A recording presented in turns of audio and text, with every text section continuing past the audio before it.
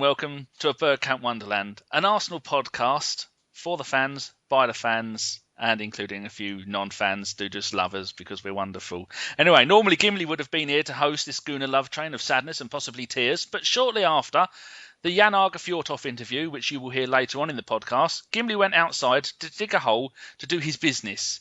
And there were reports of little green men, a flash of light, then poor Gimli was gone. So we think he's been abducted by aliens. So if anyone sees him, let him know he is still loved. But one whiff of his underpants and those little green bastards will soon drop him off. We hope it's inside, not outside the Arctic Circle. And he'll be back soon, don't worry. And he's off next week as well. So I think FK is hosting next week. He's off going to see a recording of 8 out of 10 Cats. He's mixing with the oi for loy. Okay, so tonight's podcast, I will be sharing the honours of hosting with the Asian sensation, our very own FK. Are you ready for this, FK? Oh, I'm buzzing. The Fjortoft interview has just got me in such a great mood. So it's going to be a great podcast, hopefully. I'm still nursing a semi after speaking to him. The man was a legend. Anyway, on with the show. So tonight's guests are the man with a voice smoother than a porn star's lady garden. It's FK. How you doing, son? I'm very well, thank you, mate. How are you? Oh, moist, tired, and my neck aches. But that's you're not meant to tell people how you are when they ask how are you. So I'm fine. Next, it's a South American man mountain of pure rage and volcanic anger. It's John, the Venezuelan gooner. Hola, John. Hello, lads. How you doing? Oh, I won't answer. You're such a cunt. Someone moaned about the fact that every week we say hello to everybody, but it's just the little intro bits that just make it worthwhile. Right, now it's our very own media lovey, the man with more Twitter followers than most footballers. It's our very own Jeff. How you doing, Jeff? Good evening. You having a good day? Yeah, not too bad, buddy. Could be worse. Yeah. But, you know me. I've got air in my lungs, so that's all I worry about, mate. As long as you've got some air in your lungs, then away you go. Unless someone accidentally meant hair, and then you're fucked. Right, first up this week, we're going to try and make, if we can, some kind of sense about the 1-0 away loss again at Stoke on Saturday. Luckily for me, I set my alarm clock for, I think, about 2 o'clock in the afternoon, hit snooze, and luckily for me, again, my alarm didn't go off again till 7 p.m. So I woke up and it was all over. And apparently I didn't miss a damn thing. Jeff, what do you think went wrong? Well, I think everything went wrong. Any team that goes up to Stoke, whether Pulis is in charge or Mark Hughes is in charge, knows that it's an old cliche, I know, but you've got to earn the right to play because they're always very physical. Although he's put an element of passing the football about rather than a rugby ball being thrown about at you in the last year or so. But we just didn't turn up. There was nothing about the game that gave us any encouragement at all. We were just waiting and waiting and waiting. We wasn't close to them. We didn't get close to them. We wasn't really competing. We didn't really create anything.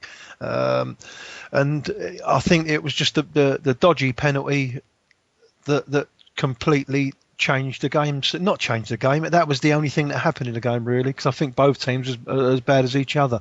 And the least said about it, the better, mate. We was woeful. So I don't know what you guys think. What do you think, FK? I was bitterly disappointed. I thought we were awful. We didn't deserve anything from the game. And no one turned up. There was just no end product in the final third. Players were too static. And there was nothing. And to be frank, I mean, Stoke didn't really offer anything, and they did get a fortunate penalty. But I think sometimes football fans in general, not just Arsenal fans, it's too easy to criticise the ref. And I appreciated a couple of bad decisions. I know Charlie Adams been retrospectively banned, and the penalty is maybe questionable, but sometimes you just have a bad performance, and the players need to take responsibility. But let me make one thing clear. We are all wiser after an event, and if I'm being honest with you, when I saw our starting lineup, when I saw the team, I was quite confident, and so I'm not going to sit here and say, oh, why didn't he play Flamini? I did, I sort of questioned. I was surprised he left him out, but I thought even with Arteta in the team and Jack, I thought we'd have enough to win. So I'm not going to sit here and say he should have picked so and so. The one thing that I probably was disappointed with was just that he waited so late to make the substitutions, and sometimes, we just lacked that plan B. And I think Stoke read our game so well. And again, as horrible as it is to admit, you've got to credit Stoke for defending well. They did what they had to do. But you can't just say that Arsenal were awful, which we were, but Stoke did defend really well, and we just offered them nothing up front. I think Giroud just, again, didn't kind of turn up, and Sonego came on late. He should be hitting the target from that cutback from the Ox, but it was just an awful day at the office. Players need to take responsibility. Massively disappointing to lose, and unfortunately, it could have a big impact on the rest of our season in terms of our title challenge. John? Well, for me, I disagree, a lot with the team selection from the get-go. Podolski, the last time out, didn't offer anything, and he didn't offer anything in this game either. As Jeff mentioned, this is, Stoke away is a game you had to earn the right to play, and playing Arteta in that position, for me, he doesn't provide you with that organization nor the tenacity to earn the right to play. And then, I agree with the part that you said, FK, with the substitutions. It's funny. We sit here and we talk about how, we support the team and do everything. But as Arsenal fans, the first 10 minutes, which Arsenal had shown up. And in the first 10 minutes, it was obvious. It was too static. There were no runs. There was no pace. There was nothing to our game. And to wait until 66, 74, and 81 minutes to make changes, I think it's a fool's errand. Rosicky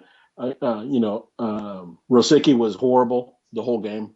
He was the only one trying to do anything, but everything he tried was errant because everybody else was standing still. We talk about the lack of pace in the game, but then you have Chamberlain and Gnabry sitting on the bench. I think it's something that could have been avoided as far as the result is concerned, because I don't think with the people that we had on the bench playing as they should have been, that attack maybe never happens. So, we accept pressure. We accept, the other team playing against us the way they did because of who we sent out there. And I think it was completely wrong lineup to send out against a team that we knew were going to be a tough ask from the get-go.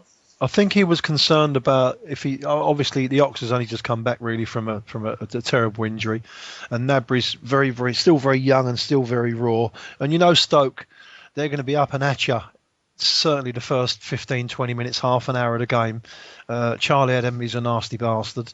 They've got other players as well. So if you put them two out there, they might have got injured. He might have been a little bit concerned about those two youngsters being on the pitch, and getting injuries early doors and stuff like that. So maybe what his plan was to bring them on later on when all them Stoke old boys was a little bit tired. But at the end of the day, we was just rubbish, mate. We were horrible. There wasn't a player that played well, honestly. But you know what really bothers me? The fact that, losing, it happens. It's acceptable. You're going to lose every now and again. But losing without a fight is just so gutting. Now, when you're in the terraces or when you're watching it or whatever, all you want is your players to just show that fight, that battle. And sometimes, right, guys, you're going to get a kicking. And the ref's not going to support you. There are clubs out there like Stoke that are just going to, try and beat you off the park. And sometimes you just got to give as good as you get. And there's just... my question is, FK, knowing that before the game, when you're making your lineup choice, do you put Arteta or do you put Flamini? Yeah. That's exactly what I tweeted actually before the game. I was surprised that Flamini didn't start because it was the perfect type of game. But then I kind of backtracked on that tweet by saying that actually Flamini just recently, the Southampton game and even at Anfield, he's just shown signs of hot-headedness. And I think it's that sort of game when you've got Flamini and Wilshere. They're both very hot-headed individuals, and Arteta brought a very sort of calm, cool side to our game in midfield. And obviously, I've been proved wrong. But before the game, honestly, I thought we had enough to win. And to be fair, in terms of quality, we probably did have enough to win. But we just there was no effort. And you wouldn't think, when I sorry, John, watching you wouldn't think that was an Arsenal team in the running for a title. Yeah, but, you wouldn't think that they were just 10 games away from a league. A bit about what you said just then. When you watch the game, it was exactly the same attitude and lack of want or urgency that we showed in the Liverpool game a couple of weeks ago. It was the exact same. The reason we didn't get punished the way we did in that game was because Stoke is not capable of putting 5 past us. But it was the same type of game. There was no urgency. There was no pace. I mean, it just seemed like we were waiting for something to happen just because we were Arsenal against Stoke. And it was just a bunch of people just passing the ball around the perimeter, hoping that something would happen, but not making anything happen. I'm very, you want to talk about jaded, Wenger's favorite word, jaded. The person that was jaded, were the fans waiting for something to occur. And for these players to show a want that they never, I just don't get it. I don't get it. I was flabbergasted by the result, to be honest. No. Well, obviously we talked about the performance, but let's just look at the penalty situation for a second. I personally, when I saw it, I thought it was a little bit generous because I thought the way I took it was because he was kind of in the air, and your natural reactions to your body kind of throws back and your arms kind of go up, but. I've seen them given, seen them not given, but what did you guys think? Danny? At first I thought it was, and then I've watched the replay of it over and over on slow-mo on my Sky and on the internet, and then you've got to take into consideration 2 things. The fact that he didn't deliberately do it to try and block the ball from going anywhere, did he? If he'd have touched it, what was he trying to do? Slam dunk it backwards or over sideways? He wasn't trying to do that. I think, there's that little part of your brain inside you that when you see something you shouldn't do and your brain goes, go on, touch it, grab it. You go, no, I'm not doing it. A lot of people, you throw, when they're playing football, their arms will go up in the air to touch the ball. And you go, why did you do that? I've got no idea why I did it because I know I shouldn't be doing it. So that the fact that it would have made no difference with him touching the ball with the end result. He wasn't going to put the ball out for a corner or anything like that, was he? And it was a natural reaction when you kick your foot up. Yeah, you stand on one leg. Exactly. Yeah, you stand on one leg and then out to balance yourself. Yeah, and then you stand on one leg, lean back a little bit, and someone push you. Your arms are going to go up. So you have to take that into consideration, and the fact that immediately, split second after, the Stoke bloke fouled him, pushed him. Now, how the referee didn't even look at that straight away? He ran over there, blew his whistle, went penalty. He didn't go and ask the linesman. He didn't go and ask did anyone else, the other officials see it? It's just really annoying. It looked like he was deliberately going out of his way to try and fuck that game up for us. And I know before the others go on about the penalty, that Adam has been done by the FA, and Charlie Adam has been done by the FA and has got a 3-game ban now. For stamping on. The Stokes chief executive, Mr. Tony Scholes, is quoted as saying, "I'm extremely disappointed for the effect this game is going to have on Charlie and on the football club. However, I am not surprised because clubs like ours are very rarely succeed in appeals to the FA." How about this, Mr. Scholes? You go and have a look at Arteta's leg. Arteta showed the referee the leg and went, there you go, stud marks on my leg. That is a foul. And the referee has given you a penalty that is very debatable. How about you moan about that? And the fact that Adam went around the entire game kicking everybody. It's more like a bloody MMA event than it was a football match at some points. Anyone else? Listen, the referee is culpable, but, we're also culpable for allowing it to happen. True. This is my point, John. So just asking you guys as a representation of some of our fan base, do you not want to see some of our players kind of kick back every now and again, and just give as good as you get? I do. If you know the ref's going to let things go, then Flamini would have done that. Yeah. I mean, look how good we were back in the days when we had Petit and Vieira both doing it in midfield. We were fucking unstoppable. Sorry, FK. Game's changed a little bit now, though, isn't it, with regards to tackles and everything else? Petit was the master at just getting straight in there and winning the ball and then taking the other player clean as well. You know what I mean? To take him clean out. But going back to the penalty, it's one of those ones that if you got it, you're going to claim it was definitely a penalty. And as an Arsenal fan, obviously, because we was on the receiving end, you'd think it's maybe not a penalty. But what I think the referee saw was. It was clear that it hit his hand, but I believe that the referee thought, well, it interfered with play so much because he would have been clear on goal, really. If it would have gone past his hand, looked like, was it Crouch? I think it was Crouch, wasn't it? It would have gone on and he would have had a shot or something like that. But in my opinion, I think it was more ball to hand rather than hand to ball. But it was harsh. Like Danny said, you see some given and you see some not given, and I just think it totally not changed the game, like I said, but that was the whole difference on the whole match. And after that, we was completely fucked. That made us even worse, I think. I don't know what you guys think. What do you think, FK? No, I would agree. I mean, the penalty was harsh, and obviously after the penalty went in, there was no sign of a reaction, and Sonogo came on, and the Ox was very encouraging, as you would expect him to be, that little bit of pace, and he did in 15 minutes what you want someone like Podolski to do all game, and he came on, he was running at defenders, he was pulling the ball back, crossing it in. Sonogo missed a really good chance, but to be fair to him, he'd just come onto the pitch. I don't know if that counts for anything, but to be honest, we didn't deserve anything from the game. And actually, now looking at that loss, I suppose I'd love just to hear your thoughts, guys, on do you think now with 10 games to go, 9 games to go, whatever it is, 10 games to go, do you think that loss effectively means that our title race challenge is over? Or does anyone think we can still do it? I don't. John? No, I don't, because, I mean, Liverpool play both Chelsea and City. We play both Chelsea and City. I think there's a long way to go. I mean, did it put a dent in our hopes? Obviously, but to put a line underneath, the Stoke game, for me, it was a wrong team selection. It was, for lack of a better word, impotence by the players to be either self-motivated or motivated by the quote unquote leader of the team, and then no reaction to a subpar performance. So, I'm just going to put it and chalk it up as a bad day. Does it put an end? No, it hurts it.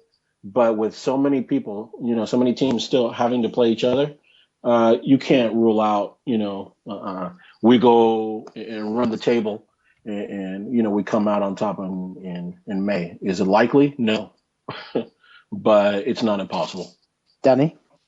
I think our season was over once we got beaten 5-1 by Liverpool, because we just showed that when it comes to the crunch, we can't do it, especially away from home. And we're third at the moment, dropping down the table like a stone. Man City are fourth behind us, 2 points behind us with 2 games in hand, which they'll no doubt go and win. They'll just play one of their 50 strikers up front, or Aguero will come on and score 10. And then we're going to be down in fourth place, but we're only 6 points ahead of the scum from up at the N17, and now that Soldado has found his scoring boots and scored his second goal from open play this season in the Premier League, so he's on form. Well, he's not on form, he's shit. But I think that we've just shown that injury after injury, the 5-1 loss gave us a big knock of confidence. The Bayern loss yet again. We're going to lose to Bayern when we go over there. I'm sounding doom and gloom, and then with the Wilshere injury, who is for me is kind of summarises Arsenal for me. It's full of promise, full of vigour, and you just think, oh, this is going to be it, and then, oh no, gone and fucked it up again, and not usually our fault. And I think Wilshere is a good symbol for Arsenal, someone who gets so close, almost gets there, and then something happens and it fucks up. So I think we're going to finish fourth, and it's going to be between Man City and Chelsea to win the league, and Liverpool are going to be third. And I just hope that those dirty scum at N17 don't catch us. I can't see them catching us, but I'm full of GC-itis at the moment. What do you think, Jeff? Do you think the league race is over?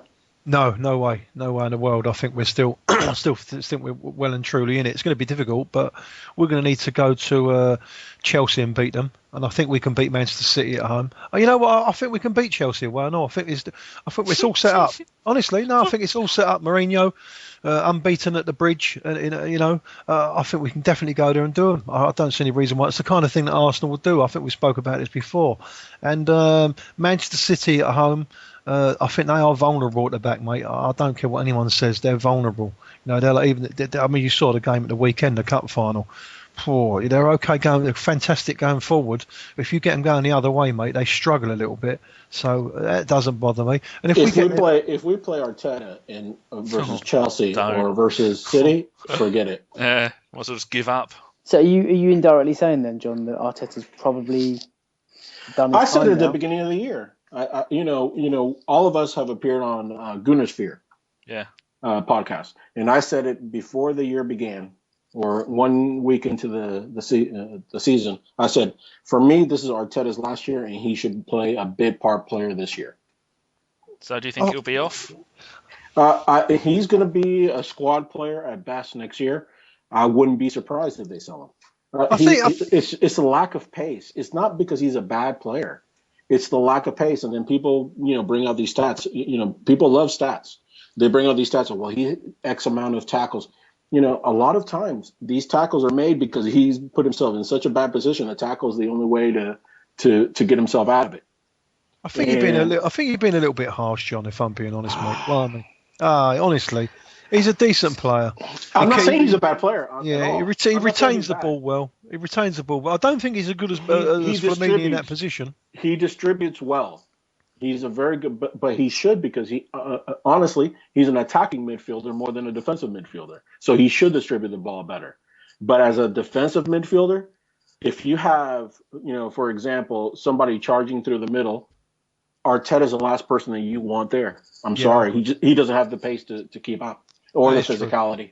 Yeah, it's interesting actually, because I think his legs are probably just beginning to give way, and I think he could be a very, very good squad player, a very good influence to have around the squad and the dressing room and stuff next season.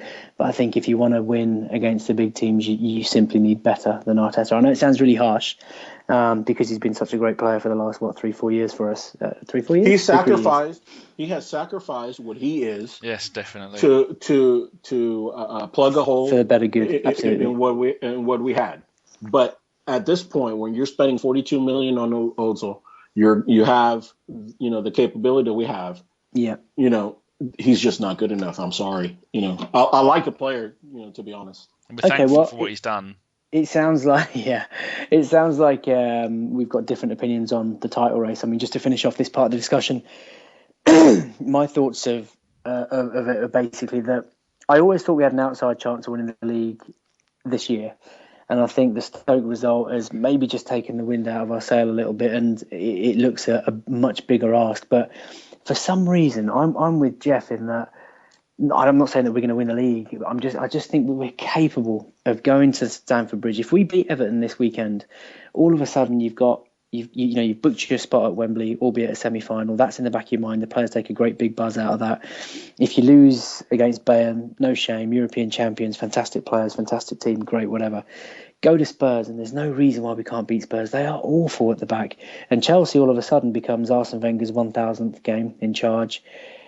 And Mourinho has been, unbeaten at Chelsea since 1975 or whatever it is. And I honestly, if we can sneak an away result at the Bridge, that confidence, that boost within 7-8 games to go, and our last 4 or 5, I suppose, are winnable. And I suppose we would have thought that Stoke was winnable, but they are genuinely winnable. You just never know. Between FK and Jeff and myself, I don't think it's over by any stretch of the imagination. There's a guy on Twitter that writes for Forbes, and it's @BobbySoccerRep, and he writes with he gives a detailed account of why you need to treat comments about another Premier League collapse by Arsenal with skepticism. It's a great article. Go read it, because it shows you that we don't fall apart. Contrary to popular skepticism, we're actually one of the few teams that get stronger as the year goes on. Proven by last 2 years, obviously, where we have come from 7 points and 10 points respectively, and come in to sneak into fourth. We made those runs when everybody else wrote us off. So if you go read that report, it's a real insight into how we've held on in the last part of the season. We have Everton this Saturday in the FA Cup quarter-final, so we have a very special guest. I say special, it's more special needs. It's a friend of mine for over 30 years. I first met him when he was in his mummy's belly because our mums were friends. And he's a plastic scouse northern monkey. It's Dean, who lives in the same village as me in sunny Cambridgeshire and has been to, I'd say over 50 games with me over the years. He came to the Champions League final with me in 2006. He came to the League Cup final with me in 2007. And after we lost both of them, I said he's never fucking coming again, unless it's a repeat of the 7-0 thrashing we gave Everton in May 2005, when he still celebrated like an angry chimp as Everton had made it into Europe. How you doing, Dean? Thanks. Yeah, very well, mate. Very, very well. And yourself? Oh, I'm not telling you. And you actually listened to the podcast, didn't you? I do. I think it's pure banter, and I thought, yeah, why not? We don't say banter here. We say piss take. We're old school. It's pure piss take. Oh, brilliant. Lovely. Thank fuck for that. And how's your side of God, Manchester? Oh, dark. It's a bit like Mordor over here, yeah. It's, it's the Shire, mate. We don't mess about. We've got the God Manchester triangle, you, me and Danny Bevan, in between us. Nothing goes down without our knowing. Oh, dear. That's it. We're the oracles. There's much ring kissing. Anyway, do you think you can win this Saturday, especially now that Jack Wilshere is out for reported 6 weeks with glass feet syndrome? What's your views on the game, Dean? Do you know what? When I saw the draw, I was made up. I was dreading playing Liverpool again. They're horrible. I hate them. But I don't think Everton fear yous anymore. We don't fear Arsenal at all anymore. We really don't. There's nothing special there. Arteta's a blue, and he'll always pass the ball to us, so it makes no difference. That's he really gets kind mixed of you. up. Are you surprised? Are you surprised at how badly he's doing this season, considering he was your best player only 4 years ago? What? Him and Timmy Cahill. Oh, don't, mate, don't. I've got Semi now. That's it. It's honestly, I don't know what's going on with him. They've tried to put him in as the defensive midfielder, and I'm not seeing it. He's not an hard case. He definitely ain't a hard case, but he can pass the ball. But I just don't know where he's going to fit in for you. I really don't. Hopefully, you've got glass ankles now, which is, I think it's hysterical. I don't know what's going on there. But, do you think you're going to do well on Saturday? Are you delusional that you're going to win? Look, I'm a blue, not a red, like I said before. And we usually speak the truth. We'll be honest. I reckon we can beat you. I reckon we'll probably beat you maybe 2-1, 2-0, Lukaku. And it depends. I know you lot are terrified of Deulofeu at the moment. So is he back? Oh yes. You just mentioned Lukaku, John. What do you think we can expect from this game now that Everton have the big man Lukaku back to terrorise us? Well, I mean, obviously it's going to be a situation where centre backs are going to have to be cautious of his aerial abilities. Deulofeu is always a player that's dangerous with ball to feet. He's the one that cost us the draw in the first encounter this year. I think it's going to be a tough match. It depends which Arsenal show up. The ones that decide to sit back and absorb pressure, or the ones that are going to get on the front foot and create runs into the opponent's field. I don't know. I just at this point, it's a toss up about which Arsenal side shows up. I'm hoping for a 1-0 win and progressing in the cup. FK, do you think we've got enough drive in midfield now without Jack? And what would be your midfield for this game? Oh, that's a great question. I mean, first and foremost... It was your question. You told me to ask it. That's why, yeah. Great question. Well done. No, first and foremost, FA Cup is a trophy that Arsenal fans have craved for a very, very long time. And I would hope that Arsenal plays his strongest team. Jack Wilshere being injured, what can you say? I mean, it's just gutting to see the boy miss another 6 weeks, and that's 6 weeks before he even gets back to training. So expect your typical 3 weeks on top of that. So he could be out for a while, maybe even the rest of the season. Who knows? I hope not. With regards to the team on Saturday, I think, we're limited, aren't we? Because Ramseys obviously still not fit. Kallstrom has never played for us and is not fit. Obviously Jack's out. So the middle two, you would probably expect some sort of like a double pairing of Arteta and Flamini in the middle, with Cazorla, Rosickys and Ozil, I would say, behind Giroud. So that would probably be my midfield. I think it's going to be a very, very tough game. I'd echo what the gents have already said, that Everton gave us a really tough game for the draw that they got here last season. Actually, if you exclude Bayern Munich, I personally think that Everton have probably been the best visiting team to the Emirates this season. That game, we scored quite late on in the game, and maybe some would argue that we should have really held on for the 3 points, but it would have been unfair on Everton if they would have left the game without having taken anything from the game. I think they really deserved it. And just a little word of praise for Martinez. He has basically taken Everton to a level that Moyes could only have dreamed of, because he's got the team playing, he's got them physical still, but he's got them playing such a great brand of football, and they're picking up points, and he's just a manager that I'm very fond of, and I think he's doing a great job. So that'll be my midfield, and I'm desperate for a win. Dean, are you touching yourself inappropriately listening to FK's silky voice? You know what, mate? I tell you what, it's so refreshing to get like an unbiased view on Everton. It's magic. I'm just sitting here, I'm actually stroking myself. I'm thinking about having a bath and getting in it as well. You gents are wonderful. All right, easy, Tiger. If only Gav was here. Mentioning Gav, it's almost like a psychic link in the form of our very own Gav from Sheward, Jeff. With your Wenger tinted spectacles on, how do you see this game going, you toilet? You know what? It's going to be tight for sure, because they're a decent side, Everton. There's no doubt about that. I've said it before, and they're worthy of their position in the league at the moment. Martinez has brought a different dimension to them. They play a lot of football now rather than the more direct style under Moyes. And you know what? I think it's a really, really important game for Arsenal Football Club, because we definitely need that trophy to shut people up, and it's a great opportunity to I'm so pleased it's at home and not away. We might have even struggled if it was away, but I fancy we just got enough to overcome them. I really, really do. Because they play a lot of football, Everton, I think they'll give us a chance to open them up a little bit. It's just that we stick some chances away, but I fancy we'll beat them, hopefully.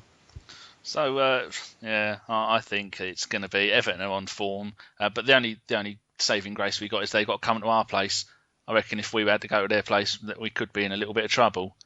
I think a worry that I've got is Koscielny missed the France game this week because he had a slight thigh niggle, and he's hopefully going to be fit for Saturday. But missing Koscielny and having to play maybe Vermaelen against Lukaku is a frightening thought. As good as I think Vermaelen could do a job, but I just think it's so important that Mertesacker and Koscielny start on Saturday, and I think it's equally important that Wenger plays his strongest team, because if he could well rest Giroud and play Sanogo. Some would argue that that's not much of a handicap for us. Some would argue that's an improvement, but the reality is this is probably our most realistic chance of a trophy, and I think we've got to take it seriously, and it's just just take this one game, forget the fact that we've got games coming up against tough opposition. It's just about your next game, and we've got to do whatever we can to win.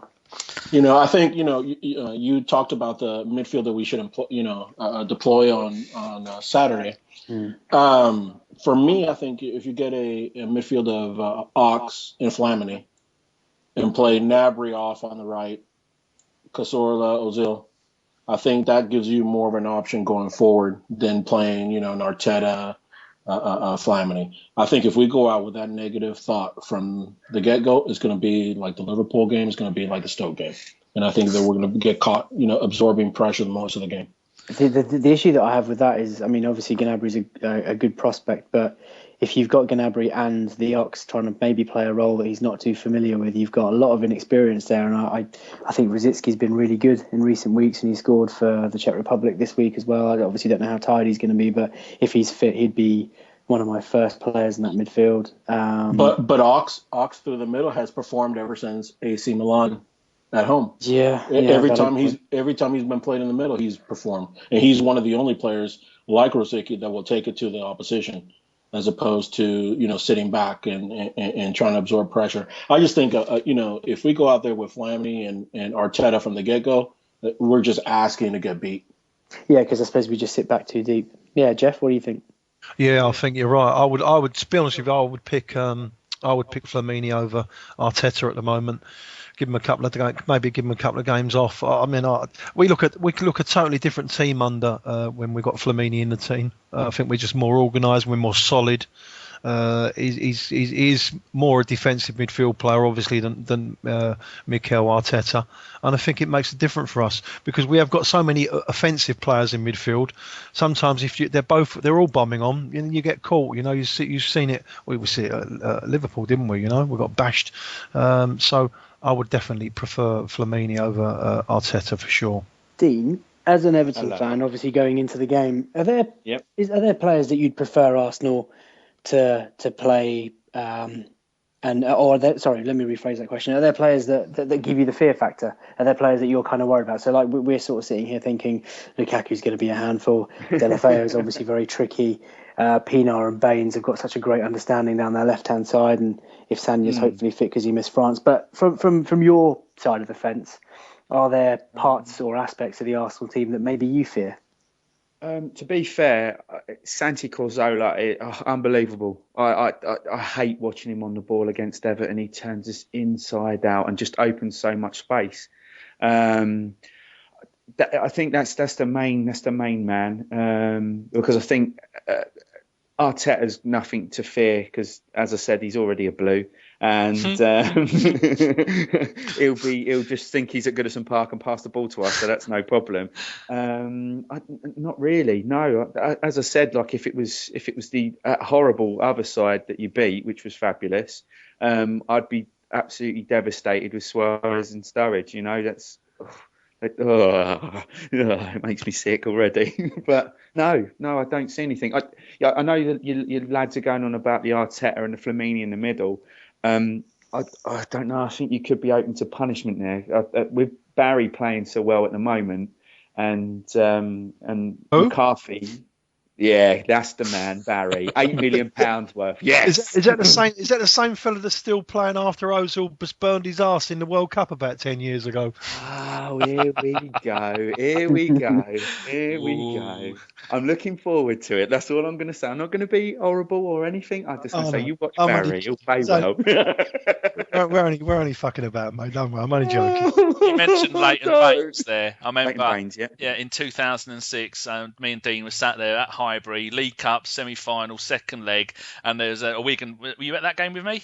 And there was a Wigan fan to our left, and he was going, Leighton Baines, play for England, son. And after about half hour, they dragged him out and stuck him in with the rest of the dirty, unwashed Wigan fans. That's when they dumped us out, wasn't it? Was it the League Cup game? It was the coldest night of my life, apart from the Bolton away game. And I was shouting, come on, let them fucking score, I want to go home, not knowing they would fucking go through on away goals or penalties or whatever the heck. Yeah, that was a stupid away goals rule, wasn't it?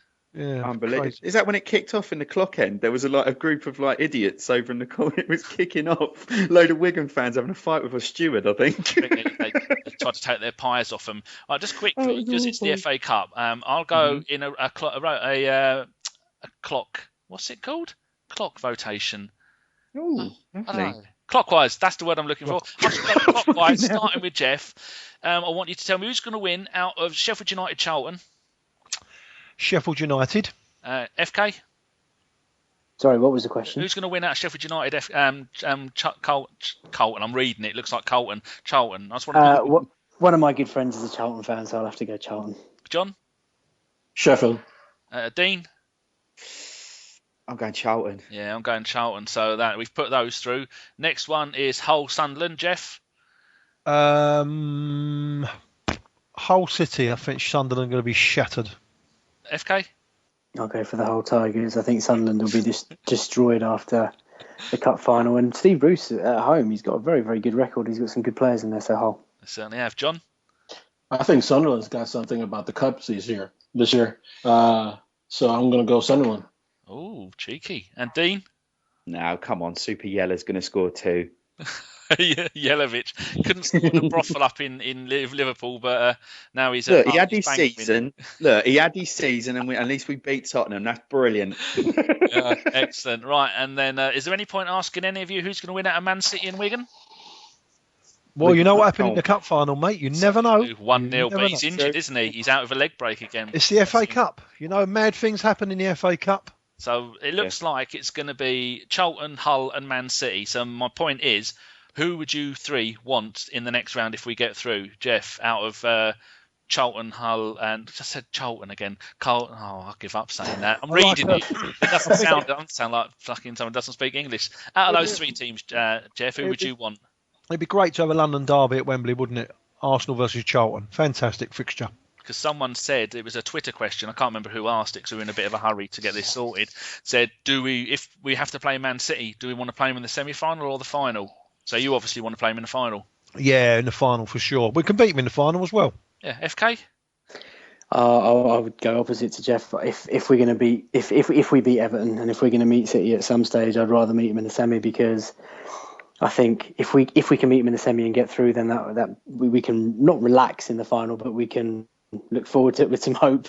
But I think if we face City in the final, the inevitable heartbreak that could come would just really be too much. No, honestly, Jeff, I disagree. can't say that. I disagree. Go on, John. No, I disagree. I think if we're going to see City in the final, because I think if we beat them in the semi, we go into that final overconfident, thinking it's ours. Yeah, I agree. Yeah. I agree with that, Birmingham. definitely. Maybe. So for me, I'd rather see them in the semis. Dean, who do you want to see Arsenal play in the semi-final? No one. I want you sitting at home watching us play. Who do you want Everton to play in the semi-final then? Or the final? In the final. Because if you beat us, I want you to win it. Yeah, me Thanks, too. mate. Me too. Yeah. Thanks, boys. No, I love it here. Easy time. I reckon I'll have City. I'll have City at the semis and Hull in the final, and watch Jelic go off crying and wish he was back at Everton. And you'll be taking on England's best player. That who's the bloke with the afro from Spurs? They think he's the world's greatest. Huddleston. Suakoto. Tom Huddleston. Oh, he is awful. Oh, he's on about. He's Like a England's fool, saviour. but he can pass. That's the problem. He's England's saviour. How dare you? Oh my God, I'm so sorry. Right, The power of Christ compel you. Now we've got all that doom and gloom out of the way. We need a prediction. So I was going to have Dean go first, but I thought I'd let him have a little laugh and he can go last. So again, in clockwise on my Skype, we'll go Jeff, your prediction and first goal scorer, please, sir. I think you can guess what I'm going to say, Danny. To be honest with you, I'm going to go 2-0 Giroud. No, I'm going to go 2-1 Giroud. Hey now. FK. I was going to say 2-1 Giroud, but I'll change it now. I'll go. No, don't. You can keep it the same. It's all right. I know you're trying to catch me up. I'm playing catch up, Jeff, so I've got to take a punt now. I will take. I'll go 2-0. And I will go for the Ox, even though I didn't name him my starting 11. No, do you know what? 2-0 Cazorla. Only because Dean's Yeah, terrified. On Sunday, we said, should we do a bonus prediction league for the cup final? And then FK put 3-1, and then Matey Boy to score first. And I was saying to Gimli today, how did he get that? He went, well, the bloke had already scored when he said it. So he picked the first goal. But he still picked 3-1. John? I'm going to go 2-0 Ox. Oh, I'm going to go 0-0. And then off to Goodison for a replay, which we'll probably lose. Go on in, Dean. Lay some wisdom down, son.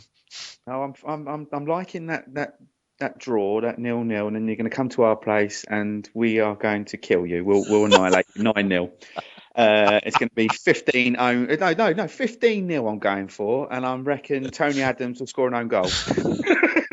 Have you been playing FIFA 85 again or something like that? Because sensible soccer, mate. I'm old school. He's been smoking crack by the sounds of it. And God Manchester crack is extremely good crack. It's extremely boorish. It is. Come on, your tip. Proper prediction. Right, I reckon we're going to beat you 2-1, and I think Lukaku to score first. Oh dear. I'm welling up with the thought of it already. And then you're quite confident you're going to beat us and then win the cup. I think so. If we end up beating you, I think we've got a bit of belief, and we love playing Man City for fun. It's brilliant. We always batter them, so we don't care. You can spend as many millions as they want. We still give them a good hiding. I wonder if a manager's ever won consecutive cups at two different clubs. Oh, that'd be magic. I'm looking forward to that. That's a good stat to have. I'll have that one. Can I ask you a question? Yeah, go on. Yeah. obviously as an Everton supporter for as many years as you have been, the difference between Moyes and Martinez, even though Moyes did a tremendous job for you guys, year after year, what's the overall feeling of the difference between a Moyes and a Martinez-led team? Do you know what? There's the positivity there where we don't sit back on a like a 1-0 or going on a 1-0. We go out there and we go and fight whatever it is, and he's just put that belief in it that we can actually beat anyone. We were worrying about, you saw it in the papers about Moyes saying going to Manchester United, and be scared of them and just give it, it's all right, we'll just fall back. But no, we don't care, and that's it. That's why we don't fear the top four. But he's just so positive, even with like the people. So, what he's done with Alan Myers, he's been about, and what it got. He's gone this week or last week. He's just made the community a lot better and just brought Everton to the people again, which it should be, But he's just so positive. The geezer's never negative. If you hear his interviews on the telly, he's never ever negative. Always, we're going to do this, and it's so positive, and he's doing this and he's doing that well. That's why I love him. So yeah. Speaking of positive, Dean, it's a question that we're always posed as Arsenal fans. Would you rather win the FA Cup or would you rather finish top four?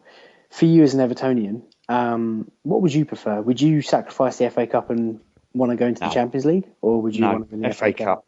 FA Cup all the way, without a doubt. I just, we've been fiending it since '95. I've had too many years of not. Was that Paul Rideout? Oh, it was Paul Rideout. It was a Graham Stewart. It come back out, and then Paul Rideout nodded it in, and I wet my pants. It was immense. But definitely, it's FA Cup over top four, no problem, easy. I just want a cup. Something to bring back to Merseyside. It's great. Fair play. Yeah. Okay, right. I think that's that all wrapped up. Thank you very much for joining us, Dean. You can go away now and terrorise our village and make sure there's no dodgy stuff going on other than the stuff you do yourself, which is sanctioned by the God Manchester Mafia. Well, thank you very much. Thank you, boys, for having me on, and good luck in the match.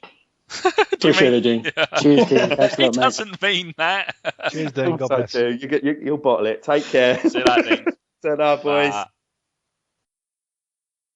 Just before we go on to what viewers' questions, Danny, obviously Jack Wilshere getting the injury last night whilst playing for England duty. There's been uproar on Twitter, Agger being called all sorts of names, Liverpool fans sort of laughing in our faces about the injury. But the reality is he's now out for a minimum 6 weeks. He's going to miss a massive chunk of the season. Some would argue that maybe we're better balanced without him in the team. But what do you guys think about the injury, and how do you guys think we're going to cope? Danny, do you want to go first? Well, I was talking to you just after we did the Jan Aage Fjortoft deal. Yeah, we signed him just after we did the interview with him. And I just happened to be looking. Someone tweeted me a new website for injuries and Arsenal information. It's called injuryroom.com, and it's run by an Arsenal fan and someone who is a Football Manager legend who I used to speak to on a forum, a Championship Manager forum, many, many years ago. And as I'm looking at this, I'm thinking, wow, this looks really good. Oh, hold on a sec.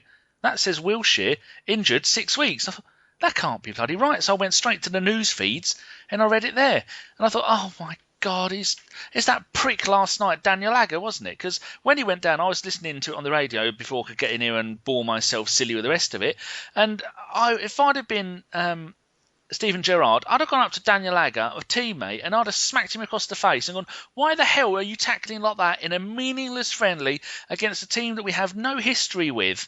And poor old Jack, and I thought, oh, there we go, he's out for the season. And then he got up and carried on. So I don't know if anyone else thinks that maybe because he did get up and carry on, that's gone and made the injury worse, because he's tried to run it off. But it just so annoys me that every time he gets kicked or anything, I think that's it. He's knackered. And one day that's going to happen one time too many. And Stan Collymore was saying last night, because when he runs bow-legged, he's putting all the pressure on his ankles, and so his ankles are more prone to getting injured. And I'm just so gutted for the kid. And if he misses the World Cup, if him and Gibbs and all that lot miss it, that's the only reason I was going to watch the bloody World Cup, is because of Gibbs and Wilshere, and because Ramsey isn't going, and the rest of them I don't really give a damn about. I'm just gutted. John? Any thoughts on the injury? Well, obviously it's a shame. I don't know why we have friendlies where this time of the season where everything's already decided. We're going into the home stretch of Champions League, FA Cup, and Premiership, not to mention the other competitions in the other leagues.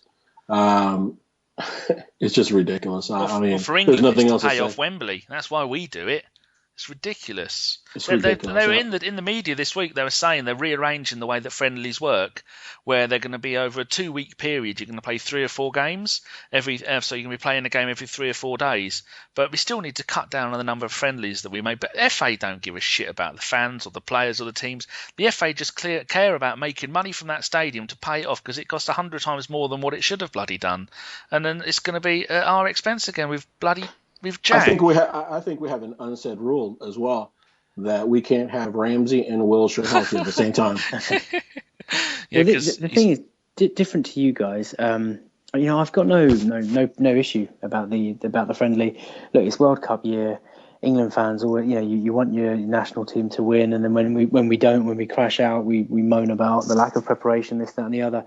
Unfortunately, as harsh and brutal as it is, England need to play friendly games, and there needs to be international friendlies during the year. I just think, and the fact that players are making rash challenges, well, you can't tell a professional footballer to go into a game and play 50%, 75%. They're either playing or they're not. I think it's unfortunate. I'm gutted that it's Jack, and it just seems to happen to Arsenal players more often than not. But I think these things happen. What can you do? You've got to accept it. It could have been any player. It's the same for all clubs.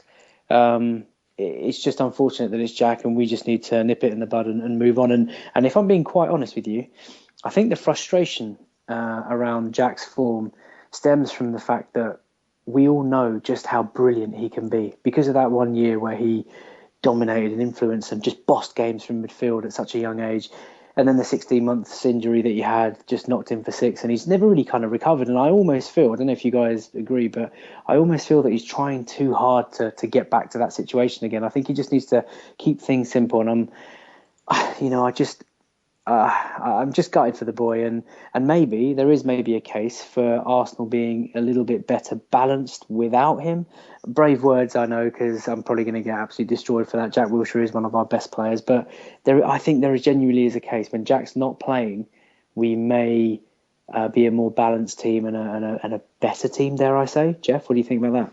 Well, Jack Wilshere was one of our best players, but he hasn't been for over a year now. I've got to be perfectly honest with you. I worry about Jack. His form has been not very good. He's trying to get back into it. He's trying to get his fitness back. You can see that. But it seems to be getting caught with the ball a lot. He gives silly passes away. And, I mean, I didn't see the England game last night because I struggle to watch England now because they're so boring. After you watch Arsenal and the nice pretty passages of play that they play, I can't really get into an England game. It's really, really difficult. No doubt I'll be watching over the World Cup, but I find it hard. I don't know what the rest of the lads think, but bores me shitless. But Jack is he's struggling. Well, whatever way you want to look at it, I know we all want him to do well for Arsenal and for England. What do you think it is, though, Jeff? Why is he struggling? Is it fitness? Is it form? Is it being overplayed? Is it he's trying too hard? What do you think?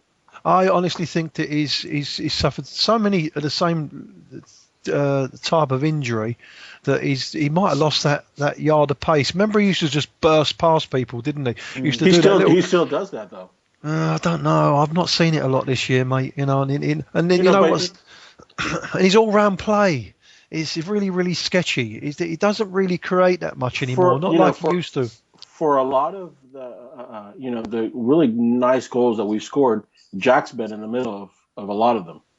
I just think that he's caught in between the injury, his positional play. I think you can kind of take Jack and put him in Ramsey's position of last year, which was he's being asked to play right wing, he's being asked to play left wing, he's being asked to play more defensive, he's being asked to play the 10 role. And for somebody that was out for as long as he was, he's getting acclimated to that.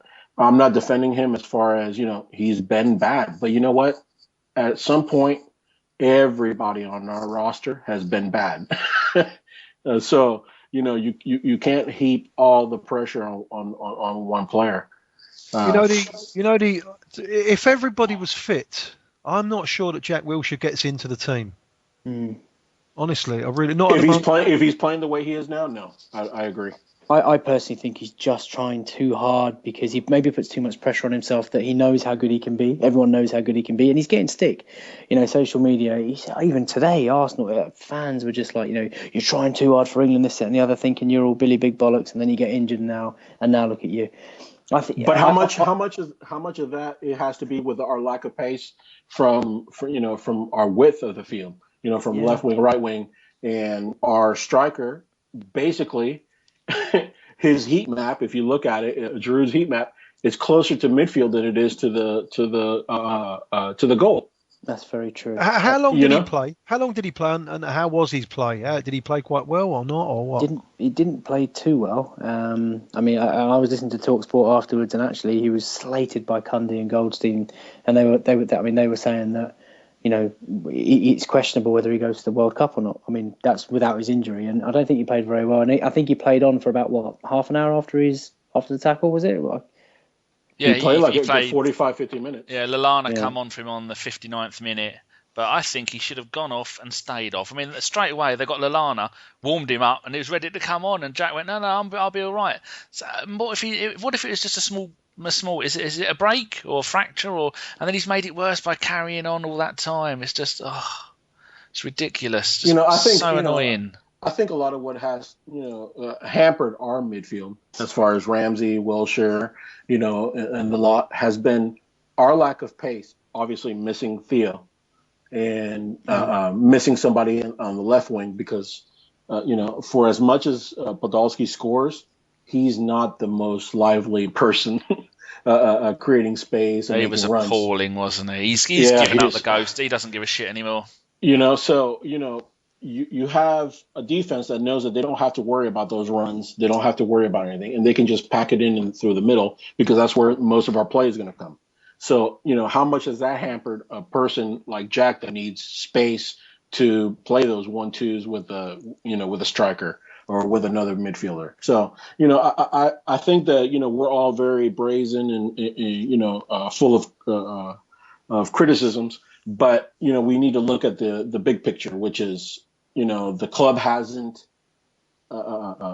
made the purchases needed to field the team that we need for the personnel that we have currently. That's a fair point, John. Just one last question for me about the Jack Wilshere. Maybe we can just round up the Wilshere injury situation. I tweeted last night saying that a very, very small part of me kind of wishes that Jack didn't have to go to the World Cup and that he could just have the entire summer off so that he could hit the ground running next season for Arsenal. Now, that would be good. Question for you guys. Just as a matter of interest, are you club before country before club when it comes to World Cup, or would you rather Jack stayed at home in the summer? Absolutely no contest at all. Yeah, no club contest. all day. I don't spend. So you would rather Jack did not play for England in the World Cup? Yeah. Oh, for sure. Definitely, no doubt about it. You can't spend. I got hammered for that. Season. You can't spend all season calling Rooney an arsehole and fucking hating every Spurs player, and then as soon as they pull on an England shirt, go, "Come on, Rooney, you lovely man." No. While we're on England setup, let me ask a question. Do you know, would you take Adam Lallana? Because I believe it or not, I don't think I'm crazy. I'm not comparing them really, but I see a little bit of Dennis Bergkamp in Adam Lallana. He's very, very young, right? But his touches, his skill, and he's what he sees, the pictures in his head are very, very similar. And I think he'd be a fantastic acquisition if we could sign Lallana. I really do. He's had it hard, hasn't he? He's worked his way up with Southampton from League One to the Championship and then the Premier League. He said that he was blossoming late in his career. I'm sure that's the one they were saying it was. How old is he now? I thought he was 24. Well, is he? No, he's not. He's a little bit older 21, than that. No. Both Bale and Walcott are younger than Lallana. Oh, okay. I'll beg your pardon. I'm for Jeff, He's 25. So he's 26 in May. Bloody hell, he's getting on a bit. For me, I would with respect. I disagree with you, Jeff. I think he's a good player. Don't get me wrong. And the way he's played really well for Southampton this season, but I think Arsenal can do better than that, and I also think he's not much better than what we've already got. He's not better. It's not even the case of being much better. I don't think he's better than what. Yeah, honestly, I don't. Not better than Podolski. But where are you playing him? You're not playing in left wing. Yeah, I'll play him on either touchline. Really, he's not playing in the hole. He's not gonna play in front of Cazorla. No, if we're going to Southampton and you want some players, I'll tell you what, Schneiderlin's up for grabs. My friend, he could be your Arteta replacement. Sorry, Danny. No, that's okay. If Bakary Sagna, and I know you're going to come on to contracts in a second, Danny, but if he decides to go on, then you've got a good right back there who's quite young. That's if. I mean, I would much prefer we went for Coleman or even gave Jenko a chance. Sorry, John. But yeah, I just don't think Lallana would be better than what we've already got in that central position. Yeah, I think that's you got a good point there. But earlier on, I said it was injuryroom.com. It's not. It's arsenalreport.com/injury room. And they've got this bit here. Do you know next week is Abu Dhabi's 1 year anniversary? He'll have been out for 365 days sometime next week. Jack might be back before Diaby is. It says here Jack is 6 weeks. It says Jack 6 weeks, Diaby 5 weeks. And this place, I've a couple of times when our own Lord Hillwood Steve asked me to find out how long players have been injured for, how long they are out for, I spent hours going and trying to find the start date of the injury, the end date of the injury. This site tells you every single injury this season, to what player, how it happened in training or a match, and how many days they're out for, even if they were only out for 1 day or 2 days. Like poor old Frimpong there, it says cruciate ligament tear, 187 days. Right, should I move this on a little bit then? Yeah, sure. Go on. Okay, right. Now we've held back. FK's managed to hold back the tears after the situation with poor old Jack. On a more positive note, Per and Rosicky have signed new deals with the club. Per is staying until 2017. Rosicky is on a 1 year rolling deal, which I'm surprised he's still reportedly on his 80 grand a week. Now, I'd have thought at his age, with someone who is a bit part player, can still do the business, paying him £80 a week, we wish, 80 grand a week. So maybe that's we don't know the full situation. Rosicky's 2 years. Is it? I thought it was maybe it's a 2 year rolling deal. But I just did a quick search, and on the Daily Mail it said Per was 2017 and Thomas was a 1 year rolling deal. So I mean, I didn't have time to look at too many sources for that. But Jeff, is no news on Sagna good news, or is no news bad news? No, I fear the worst. I've got to be honest with you, Danny. We've had this before when players have just let it run and run and run, and nothing has really come out. No one's made a peep. I see his missus on Twitter the other week was asked a question. Would you rather go abroad or would you rather stay in London? She said, I definitely would rather stay in London. So hopefully we've got Ludovine on our side. But that's what Judas's wife said as well. Yeah, very true. Yeah. Very true. But it's the similar type of thing to Van Persie, isn't it? It just keeps on. They put you in the waiting room, and but it's a difficult one because what do you do? Do you match what he's going to be bid at other clubs? Because I could imagine he's been offered £120,000, at Monaco or PSG or one of those guys. That's what I was going to say. I think for him, it's not more, about the years, because we gave Rosicky, 2.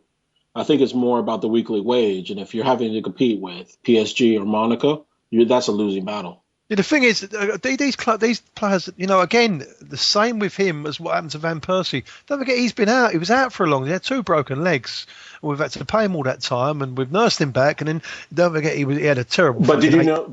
Even with the broken legs factored in, that he's averaged 38 matches per year for us. Yeah, no, I agree. But when he come back, remember, he was terrible for about 6-8 months, wasn't he? He was absolutely terrible. But it's only this season again now he's really, really found his form. And what's the best thing about Bakary is you can move him across all the back four, and I fancy he could turn into a Lilian Thuram, one of them type of guys where you could play him centre half, So it's going to be difficult. It'd be nice to keep him, but it's not the end of the world. I'm sure Wenger will replace him with somebody else. FK, who do you think we should get to replace Sagna? Do you know if we've been looking at anyone? Well, personally, you need to evaluate the cost of keeping him over the cost of replacing him. I mean, Sagna's been an incredible right back. We all know that. If he's wanting 80, 90 grand a week, or if he's wanting 100, 110 grand a week, I think he's worth paying because he is versatile and because he knows the club, and it's important to keep players of that kind of stature around. And also, he wouldn't stay for too long, which would give Jenkinson some time to develop. But if he goes, Bellerin, yeah, even him, if he goes, personally, I can't see Arsene Wenger going and splashing out 15-20 million pounds, because that's what it would take to get someone like Seamus Coleman, as much as I love him, plus his wages. So it would probably be another maybe import, unknown, post-World Cup type deal. I would love to see him stay. But if he goes, then Seamus Coleman's my number one target, but I just can't see us getting him. I just cannot see Arsene Wenger parting with 15-20 million pounds plus 60, 70, 80 grand a week for someone just playing a right back. I just can't see it. We pay about 12 million. We get Aurier from Toulouse. He really wants that move, doesn't he? Because he keeps tweeting photos of himself. He wants it, and I did if you go to Squawka, that Danny will tell you. Oh, it's beautiful. You do a comparison of those three players. I did it and I tweeted it between Sanga, Aurier, and Coleman. It's Aurier and Coleman that come out in almost every single stat category that you put in there, which obviously stats don't say everything, but Aurier is a really young player. He wants the move. He won't cost that much. You create a competition scenario between him and Jenkinson that Jenkinson will lose, and then we can get Bellerin up there and go forward. See, on the subject of Jenkinson, just finally about the right back issue, Jenks, for me, when he had his run, not this season, last season, I actually thought he did really well. And I think the problem that Jenkinson's got is because Sanya's so outstanding and also so reliable, that his development's been stifled because he's got such limited game time. And every time he comes in, it's every 6 or 7 games. He gets 15 minutes, 20 minutes here and there. I actually think he's got all the raw attributes to become a very good right back. But the problem, or the tricky pickle that Arsenal face, is that you're looking at a player who needs 20, 25 games in the first team as a run just to really get back to the level that he was, right? Or the level that we want him to be. But can Arsenal afford to give him that chance, because you effectively could throw your title chances away by to kind of segue from the right back position to the striker position? That's why I'm against a Morata move, because you're going to have to give him 20, 25 games straight, and you're just going to have to live with it. Same with Sonogo. Exactly. He needs 20, 25 games. But with Coleman, if it was Coleman or Aurier, I would much prefer Coleman because he's Premier League proven and he would hit the ground running because he's just brilliant. So shall we move on from right backs and contract negotiations, Danny? Yeah, I was just going to say to Jeff before we do that if Sanga does go, then do you think it's going to be hard for the new right back to cope with Walcott and his inability to track back at times? Because you have to do almost like a double shift on that right side, don't you, Jeff? Yeah, I don't know. No, I don't think so, mate, to be honest with you. No, I think it'll be all right. Whoever comes into the club, they're going to be, as long as they're a proper right back, Yeah, but you know what? We need. I know he's been a world class defender, Sanga. There's no doubt about it, world class. But get him over that halfway line, and I don't fancy him. His crossing is very, very hit and miss. It's not been too bad this season, but ever since we've got him, you get him over that halfway line. And the way we play, we need a right back like Seamus Coleman that can act as a right winger, so to speak. And when he gets into that final third, he'll take 2 or 3 players on. He's not scared of that. Where back, you see him is a little bit technically limited. He won't really run and jink and do bits and pieces. A lot of his crosses hit the first player. Yeah, that's right. And that's what, and I think that has affected our play, because we do need that, and we need someone quick down. We haven't got really any. We need great wing play from the fullbacks as well as the right wingers that we do play, and left wingers. Do you think Jenkins has got a future, Jeff? Like you said, I think he needs games, mate. I think he's fantastic. Now, the opposite to him, I think he's fantastic going forward. He's got fantastic pace. Great engine as well. He's very, very fit. Great engine. One of the fittest, actually. Can get up and down, but I think it's a mental thing with him. Like I said, I think in previous podcasts, it was all right when he first come in and he was just slung into the deep end because he didn't realise what really was going on. He was playing. But now he's had time to sit back and realise, fuck me, I'm at Arsenal Football Club here, and the pressure. You can feel the pressure on his shot. He's scared. You see when he's receiving the ball, he's not really comfortable on it because he's frightened of making a mistake. Well, at a big club like Arsenal, always looking for a way out. Yeah, at a big club like Arsenal, That is the problem, and because you're under that much pressure, then you lose your concentration, and you'll find him out of position, and he'll make silly little mistakes positionally that cost you games at the highest level. So he needs to go out and play, get his confidence, get the mental thing right, and then you can bring him back in. My thing during the year, and we've talked about it many times, was get a right back in to spell Sanga. Send Jenkinson out on loan. Let's see what he has. Let's see what he has at a lower Premiership side or a Championship side, where he plays week in, week out. And then we can have a proper, a duel for, the backup position or a starter position at right back, once he completes that loan move. And I don't think he's benefited from staying at Arsenal, to be honest. Much like Bellerin, who has gone out on loan to a top half of the Championship side. How long do you think it's before Bellerin will be taken over, ready for that spot? He's 19, almost 19. A couple of seasons. I'd throw him in as a backup next year. Because maybe that's he's that talented going forward. Yeah, I've not seen too much of him play. Anyway, normally we would have a Twitter questions section, but we've tried to intertwine some of your questions from Twitter into the questions we've had already. But there was one which I thought me and FK decided this was a really good one to give it a go on its own, which is something we've not heard talked about much in the media. The goalkeeping situation next season. Fabianski's contract is up, and there's no sign of him being given a new contract, so he'll be off on a free transfer. Viviano will be going back to Palermo, as it looks like they're probably going to get promoted from Serie B back to Serie A. So next season we're only going to have Szczesny and Damian Martinez, who is currently, or he was on loan at Sheffield Wednesday, who was doing all right but wasn't doing too good. So who are we going to get in? I've not heard any rumours. Do we get someone? Because Szczesny has got to be number one by a country mile, hasn't he? He's improvement this season. At times he's been our best player on the pitch. So, FK, what would you do for next season, goalkeeper-wise? I have absolutely no idea. Nor do I. Szczesny for me has really improved his game this year. He's cut out a lot of things that we talked about maybe 6 months ago. Like dicking around with Jerry the ball at his Payton feet. moments. Yeah, he's much more calmer in his decisions, and he's he's a phenomenal shot stopper. And so for me, he's number one. And I remember people, I even backed him when people were kind of linking Begovic to us and all that kind of stuff. So I'm really glad that we've stuck with him. We need a good number two. Ideally, if Fabianski's head could be turned and we could maybe just keep him as number two, because he's improved as well, to be fair. But I think the boy deserves a chance, and you've only got to look at what's happened at Sunderland, and Vito Manoni's really come out of his shell and he's having a good time there. So Fabianski probably deserves to play. So it's such a difficult question. I honestly don't know. Maybe bring in like a 35, 36, 37-year-old who's going to maybe push Szczesny a little bit more.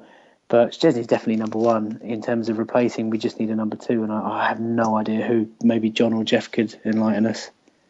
I would, like you said, FK, I would sling a few quid at Fabianski and see if he would stay, because he's definitely made improvement. And you might be able to change his mind. You never know. But it's fair on the lad. He wants to go and play, and you can't really blame him, can you? Because he's obviously a talented goalkeeper. He was the Polish number one for a little while before Boric and the other and now Szczesny come on the scene, didn't he? So, but if he's settled at Arsenal, he knows what it's all about. If you told him that he's got a right chance of getting in the team, which he has, you never know. You never know what might happen, Sling a few quid at him and he might sign another 2 year or something. Well, he has been with us now for 7 years, so London is his home. He's approaching 29. Any thoughts on this, John? Well, I hope we resign Fabianski. My nightmare scenario would be that we go after Valdez. Almunia 2.0 and bring him in as he's on a Bosman this year. So I hope that too much happen. money. I'll tell you who else is on a Bosman, John. I don't know how much you know about him, but Igor Akinfeev, the Russian bloke. Yeah, I think he plays him for on FIFA. Yeah, he's incredible on Football Manager. And that's we were linked with him about 2 years ago. Yeah, but he's on a free this summer, so I don't know. Maybe. How old is he, Danny? Do you know? So I'm not looking at Wikipedia. He's actually. It's his birthday in a month, and he'll be 28. He's got 66 caps for Russia, and I wish I was 28 still. Good age. I could see my undercoat without using mirrors. And he's been at CSK Moscow since 2003, 269 games, and he's 6'1", and Yeah, so not bad. He's looking at he's only had one season where he didn't play virtually every game. I read somewhere where we were after that. Supposedly we were inquiring about Mandanda from Marseille. Oh, yeah, big African bloke. Is he? He's a French international. Yeah, would you guys take Lloris from Spurs? Because he says he wants to go if they don't get Champions League football, and it seems unlikely. Would you put in a cheeky bid or not? In the sweeper role. It's a difficult question, guys. I mean, I think we've all established and I think we've all agreed that Szczesny's obviously our number one. So hopefully Arsene's got something up his sleeve, and we just need to bring in a bit more of an experienced number two just to keep him on his toes. So. But one thing about that Marseille goalkeeper, on FIFA, he is nearly always in the team of the week. He's regularly in there, and so he's got to be good. And he's can't believe you're talking about FIFA and all that rubbish. let me ask I have enough of that on Twitter with people thinking they're coaches and managers. That and we're that. talking Jesus about. Christ. That we're talking about contracts. Arsenal. Oh yeah, that's the other thing we were going to bring up. And you wanted to talk about Griezmann as well, didn't you? What's the news on Griezmann? Well, supposedly we're looking at Griezmann. Arsenal, confirmed that we have been scouting him for a while. £25 million for a left winger from La Liga. I thought he was a striker as well. No, he's a left winger, mostly a left winger. Do we need a player there? Yes. Is Griezmann the player? I don't know. The thing about it is that stats from La Liga are always kind of warped due to the fact that, it's such a disconnect between the top teams and the bottom teams. He's a good player. He's got great pace, he's a finisher. But we have that now, supposedly with Podolski. So if we're going to spend 25, why not spend 37 and get Draxler? I mean, he's got a good goal scoring record from the left-hand side. 51 goals in 190 games. That's one in every four. Yeah, he's not a bad player. He's a good player. But at 19 for £25 million. 19. And he's going to have to adapt to. He's 22. He's 22. Yeah. Is he? Yeah. Okay. Well, 20. A young player. Hold on. He's 23 in 2 weeks. Okay. Well, my point is a young player. Yeah. That's going to have to come across to the EPL. Adjust to the pace, the physicality that is not. Day to day in La Liga. It's going to take a while. Do we spend £25 million? We didn't spend £25 million on Santi. Yeah. Well, Santi's game has been ruined now that he's not got the free role, and if this bloke is one of the main creative players at Sociedad, can we afford to have him here? Maybe you got a point there. But, Vela scoring goals is so sad. He wasn't scoring goals in the EPL, was he? So to the final thing, Wenger's new contract. We've had no news about it, no talk about it. It's rumoured that he's going to be offered a 2-year deal at £8.5 million a year. Jeff, you were saying a little something about it earlier. What do you think? Yeah, I think he's already signed it now for one reason or another. I don't know what the tactics are with it, but for one reason or another, they haven't announced it yet. I don't think that there's any danger of it. I don't think there's any doubt over it. He doesn't give up easy. I mean, I'm a tad concerned because he did the same at Monaco, didn't he? Just let it run down one time and said, right, I'm off. Yeah, then they got rid of him partway through the season. Yeah, so, we'll have to see what happens. But I don't see it. He's waited this long to have a little bit of money so he can go out and try and compete. That I can't see any reason why he won't sign another 2 years. Anyone else got anything to say about this, FK John? Yeah, I hope he signs. I want him to sign. I think he's the right man for us. But a tiny part of me, like I was saying before we recorded, thinks that as an outside bet, and I'm not a gambler by any stretch of the imagination, that if France absolutely mess up the World Cup and then Laurent Blanc gets the sack, it is Laurent Blanc, isn't it? Yeah. If he gets the sack, then I think the France job could be very, very tempting for Arsene Wenger, especially if we don't win anything this year. So that would be my outside kind of like thought, but I hope he signs, and I really want him to. Well, I think he's probably already agreed to terms. They're probably waiting for a better part of latter part of the season to announce it. Do I necessarily agree or disagree? I don't know. I'm gonna kind of hold back and ask as he said. Do as he says, which is I'm gonna judge him in May. I think that's fair. Okay, well, we've talked quite a lot today. We've looked back at the Stoke game. We've tried to look forward to the Everton game. Thanks to Dean for coming on and giving his thoughts from the blue side. Forgot to ask him what his @ was. It's at Jedi Style 15. Best we don't ask. Do get involved, fans, if you're listening. We've looked forward to that game, and we've talked about the Wilshere injury. I think we've also talked about contracts and Arsene, and I think that's probably a good time to kind of like wrap it all up. So a special thank you also goes out to Jan Åge Fjortoft, a wonderful guest, and I think you'll all agree that we could probably spend hours and days just listening to him. Absolutely fascinating insight into his time when he played the Arsenal, and also when he talks about his thoughts on Wenger. Absolutely fascinating. Brilliant. So massive thank you to him. Danny, is there anything you want to add? I just want to add, I am not Gooner Gimli, but this has been a Bergkamp Wonderland. Good night, Gooners, wherever you are. Sweet dreams, my little ones. No, silly bitches. That wasn't me who said that. It sounded like him, though.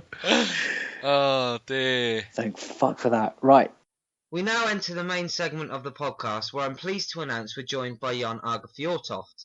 Some of you will remember him from his playing days at Swindon, Middlesbrough and Barnsley, and some will remember him for being the main man to talk to regarding the pursuit of Draxler this January. He told us there's no question he won't answer, so let's have a very warm welcome for Jan Åge Fjortoft. Hello, Jan. Hello, boys. It's a pleasure to have you with us this evening. Thanks for asking me. Oh, no, it's wonderful. We'll get straight to the questions then. And first of all, I'd like to ask you, what have you been up to since you quit playing football? Well, I went straight into TV, as many does, and then I was head of sport director at a club called Lillestrøm, a Norwegian club that has been. I play there, Henning Berg play there, a lot of Norwegian players play there before. So I was there for 4.5 years, and I hired a coach, Ove Røsler, who's now at Wigan. And then I'm building up a communication company. So now I spend my days, half of the time for TV with Champions League and German Bundesliga. And then I work for the Football Association, where I'm actually sitting now, and the Norwegian Olympic Committee. So I get busy. Did you enjoy your role as director of football at Lillestrøm? I did, but I wanted to. Lillestrøm been my club since I was a kid. So, and I played for them. I won the league with them. When I came back, I wanted to not to try out the role, but I wanted to be sport director of Lillestrøm, and I got offers from other Norwegians club and also abroad. But that was I did 4.5 years there. I enjoyed it. We won the FA Cup, and it was great to be back at my, so to say, my roots, and so I enjoyed it. And I think that also in England you will see more and more that role coming into it. It just need to be more defined as it is at the moment. Some may be aware you were very close to the Podolski and Ozil signings. Do you think we will add Draxler to the club this summer?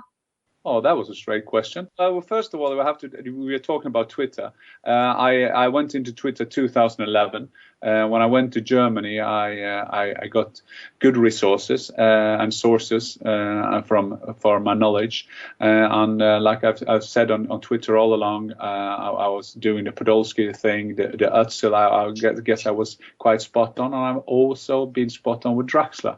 What I said about Draxler, and I say it again, Draxler talked to Wenger, your manager, and I also said, that Arsenal were the favourites. When we came to the transfer window, and then coming to the end of the transfer window, I've said that I agreed fee, which was fine because you had a buyout clause.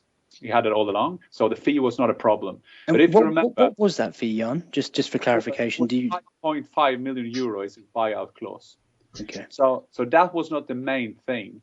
But as you remember, I don't expect you to remember all my tweets in details. I also said that, but I'm just wondering what will happen with Bayern Munich start moving for one of the biggest German talents. So that was the initial thing about Draxler. And there's been reports this week, or there's been certain people hint that he may be on his way to Bayern Munich. Is that something that you'd agree with, or do you still think that he might end up with us?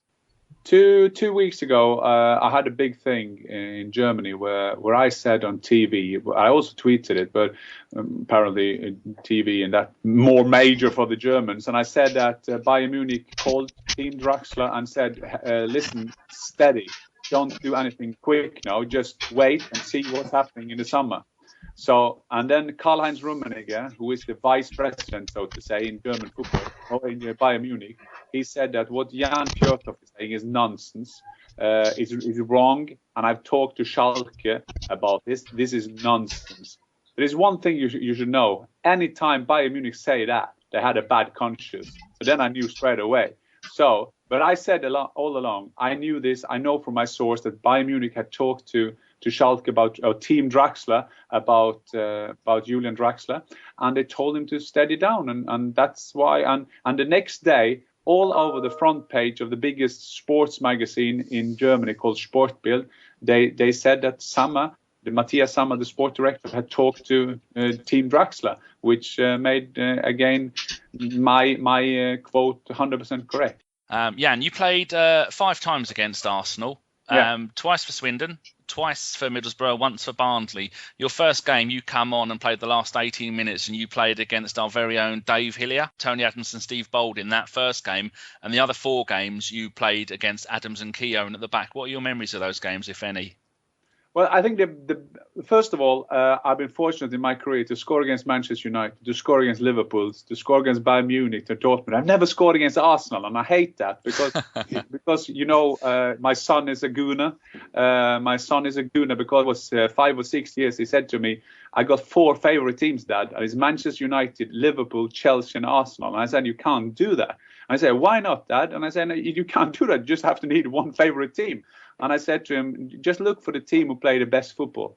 And then he said, Dad, I will take Arsenal. And this was in around 1999. And since then, he's been a die-hard Arsenal fan. So I hate not being able to say I scored against Arsenal. But I think the game I remember most was the first game for Middlesbrough. The first game of the season must be Bruce Rioch being the manager. 1-1 at Highbury, a fantastic summer day with the best pitch in the world. I always found Highbury being excellent.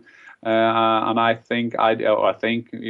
just tried to do that. I don't remember. And I make the assist for Nick Barmby scoring the first goal. I think it was 1-1 the game. So that was great memory. And when I played against him, I always had a good connection with Tony Adams. We played against each other. I was a big striker. He was obviously a big defender, and always had great fights also for Norway against England, against Tony Adams. So I think at home I got 1 Arsenal shirt, Tony Adams, and 1 England shirt, Tony Adams. Obviously, Martin Keown was another story. I met him. We always do a charity game once a year at the Emirates after the season, where I play for a charity team that I'm running, and they do Emirates Stadium. And Martin Keown came along, and I said, I can't believe that you're coming 10 years after. I'm still frightened of you. So, do you want to tell everybody what your charity is? The charity is called, it used to call MTG United for Peace. Now it's going into something called the Milcom United. And some Stefan Schwarz has been there. Ray Palos played. Martin Keown, we got him to play as well. And Jimmy Carter and some other lads of other clubs you don't want to hear about. You got any questions, FK? Well, Jan, I just wanted to say about that game against Middlesbrough and your encounters with Tony Adams and Martin Keown. That game against Middlesbrough was, of course, Dennis Bergkamp's debut. So do you remember him being there, and did you meet him after the game, or did you realise the impact that his signing had on the team? Well, I don't think you could then. I mean, he's turned into be one of the legends of English football. And as I said, I've been fortunate in my career to meet some of them also when they're playing for their countries. We were in a qualification group with England and Netherlands going back then. I think Dennis Bergkamp had something that also Eric Cantona had. Whenever they got the ball, first of all, they were all on their own, which I couldn't understand because they were world-class players when anybody's supposed to mark them. But also the calmness and the elegance of their game. And Dennis Bergkamp, I was one who always studied people around me. That be first Gary Lineker for his runs in front of goal, and Dennis Bergkamp. I learned with the way you turn on the 18-yard box, and he just chipped it straight away because he knew the goalkeeper had to be away from his goal. Being a role model that I spent so many hours in front of the video trying to copy some of it, but he's been absolutely a legend, and which Arsenal, of course, are very proud of. Of course. And going back to your time at Middlesbrough, obviously you played alongside the likes of Juninho, and I think you even got to play with Fabrizio Ravanelli when he came. Who was the best player that you saw playing for your team at any one point? Well, in England, I have to say overall it must be Juninho. Juninho was a fantastic player. He came from Brazil to the northeast. Nobody knew how he ended up there, but he ended up there, and being this small guy coming to our club, and the things that he did in training and did in game was unbelievable. And the buzz that made at Middlesbrough, I was fortunate. I came to Middlesbrough when we played the last game at Ayresome Park, and then we have the first game at Riverside Stadium. It was I came for 1.5 million, and I was the biggest transfer fee ever. And then they kind of broke them more or less every year. And Juninho, of course, being the main thing, fantastic player. And then you had Fabrizio Ravanelli, and I've been roommates with him for 1 year, and Ravanelli was brilliant. He didn't want to learn English. The only thing he learned was to score goals. And whatever people asked him, he always said Perugia, because he thought that they asked him, why, where are you from? So it was one time in the dressing room when Curtis Fleming, our left back, asked him another question. That was, I think, the first time ever asked him another question. He said, "What time is it, Rav?" And he looked at him and said, "Perugia." So I kind of sum up Middlesbrough at the time. But apparently he was 31, but we all guessed he was 61. And winning the World Cup we meant in 1958, but it was 1990. So that was Borough at the time. That's some great stories there, Jan. And just another final one from me from your playing time in the Premier League. Who would you say was the hardest, and what I mean by that is, like, you know, the strongest, most physical defender you came up against? Obviously, you've played Tony Adams, and who was the best that you faced? I think that the old, and you forgot Steve Bowles. I mean, you have to put them all up there on the list. Who was having a chest of bricks and stone? There must be Desai, who played for Chelsea. And I think that because when I played Tony Adams, and I played him many times for Norway and for my clubs in England, we always had a good fight. And sometimes I felt that I had, not that I had him in control, because you could never have Tony Adams in control, but I looked okay. But when I played a couple of times against Desai, I can't remember touching the ball. I just touched his stony chest. Yeah, and we've now got Jeff Arsenal has joined us. He was a little bit late, but I know Jeff on Twitter. Hello, Jeff. Evening, Jan. Hi, guys. How you doing? All right, Jeff. Sorry for the lateness. I bet you had a good time at Middlesbrough, Jan, with, I think, was it Brian Robson was in charge at the time? Yeah. I went from town to Middlesbrough, and Robson and Viv Anderson were in charge. Former Arsenal player. Yeah, and you had some decent players there. Was Juninho, was he there at the time? Juninho, Ravanelli, Branco, wow. One of my favourites, who is now the new coach at Middlesbrough, that I linked up very well, was Craig Hignett. And Higgy was a very underestimated player, but he was a great player. I agree. I remember Craig Hignett as well. I mean, playing alongside Juninho and Ravanelli, I mean, what was Ravanelli like? I bet he was fantastic, wasn't he? Yeah, I mean, he scored over 30 goals, but he never wanted to mix in with the team. So I think when they played the FA Cup final, because then I was gone, then I was going to Howard Kendall's army at Sheffield United. Then I think they had a fight with one of the other players on the breakfast of the day. So he was not a team player. Having said that, people who score 30 goals for me are good team players because they fill your pocket. So he had a fantastic left foot. Talked of himself in third person. He would always say, "For me, Ravanelli." That was his phrase always, which was not usual in Northeast. No, definitely not. I understand. And what about was there? Obviously, without disclosing too much, obviously Brian Robson has got a great reputation of having a drink after the game and enjoying himself. Was there a bit of a drinking culture at the club at that stage? I don't think the drinking culture in Middlesbrough was better than worse than any other English club at that time. I think the big change, and I was a part of. I came to England, and I remember being a guest at Sky about how to be a foreigner in English football. I went into the program and talked about how that was, and I think the program now is how to be an Englishman in Premier League.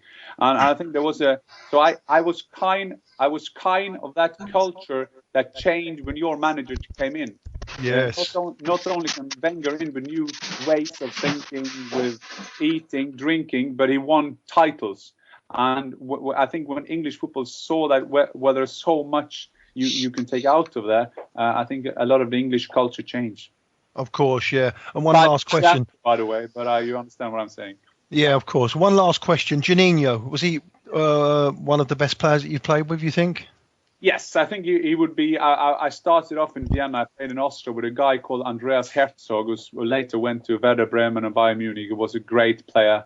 And at Middlesbrough, Juninho got to be up there with one of the best foreigners.